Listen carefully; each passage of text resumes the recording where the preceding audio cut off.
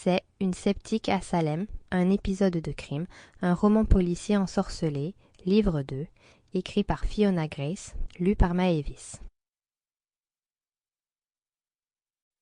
Chapitre 1. Mia. Bold aperçut quelque chose d'étrange du coin de l'œil. Elle regarda par la fenêtre inclinée.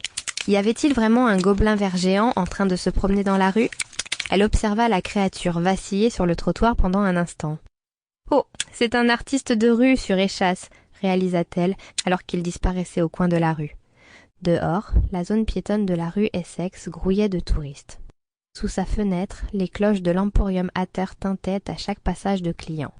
Ils venaient en se procurer des bibelots et des souvenirs de leur séjour à Salem, ville hantée du Massachusetts, où ils étaient venus se faire peur. Mia remarqua que les arbres avaient recommencé à changer de couleur.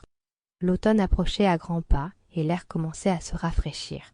Selon les habitants, cette saison était la période de l'année la plus chargée. Mia venait tout juste d'emménager à Salem. On la considérait encore comme une nouvelle résidente, mais elle commençait à comprendre les gens et la ville. Elle avait finalement trouvé le temps de déballer toutes les affaires emportées lors de son récent déménagement depuis Fishtown, une banlieue de Philadelphie. Son appartement commençait à prendre forme et à avoir l'air confortable et vivant. Mia avait aménagé un petit espace près de la fenêtre pour installer son bureau. Elle s'était procuré des œuvres d'art colorées chez des artistes locaux, avait acheté une table d'appoint qu'elle avait mise à côté du canapé bordeaux, quelques coussins décoratifs jaune vif et un tapis fantaisiste imprimé zèbre.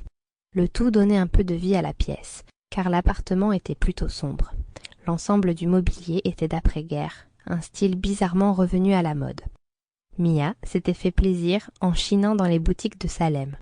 Elle avait acheté quelques livres rares sur le paranormal et la sorcellerie, quelques vieilles cartes et 2 bocaux de sel parfumés en verre blanc opaque, exposés sur son étagère. Soudain, une notification s'afficha sur son ordinateur. Rappel, réunion des acteurs et de l'équipe. Cloche, livre et bougie. Pilote de l'émission Concept. Heure de la réunion, 15h00. Lieu, la maison de la sorcière des mers, rue Derby. Mia fixa nerveusement la feuille de service. Holly Cooper, l'un des producteurs, envoyait un rappel, juste pour être sûr. D'ici quelques heures, l'équipe de Cloche, livres et bougies se réunirait dans un lieu hanté sur le front de mer. Pour la toute première fois, ils allaient filmer un épisode, et puisque Mia était la co-présentatrice, elle serait à l'écran à chaque instant.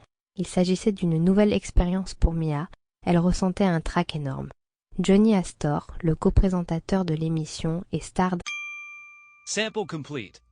Ready to continue?